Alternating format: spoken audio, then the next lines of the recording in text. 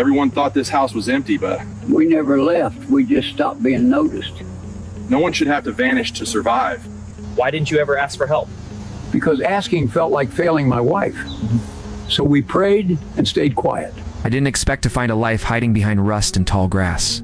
But the moment I stepped between the side of this small house and the old truck buried under weeds, I knew someone had been surviving here quietly for a very long time. The truck hadn't moved in years, its windows clouded.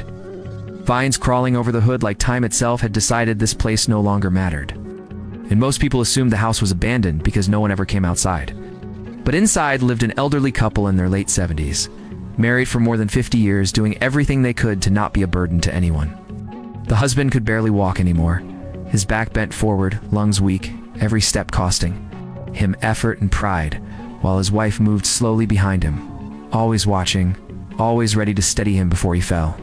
They lived on a fixed income, choosing groceries over repairs, medicine over dignity, and silence over asking for help because in their minds needing help meant failing. He told me they parked the truck there years ago when he could no longer drive, and instead of selling it, they kept it because it reminded him of a time when he could still provide, still fix things, still be strong. The grass grew because he could not push a mower anymore. She could not lift one, and every day they watched the yard disappear, knowing neighbors were starting to look, whisper, and judge, but they stayed quiet anyway.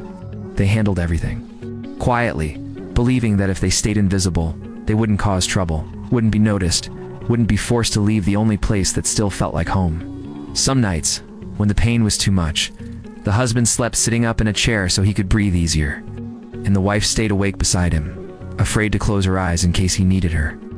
They never asked why life got so hard. They just kept going, trusting that faith would carry them through another day.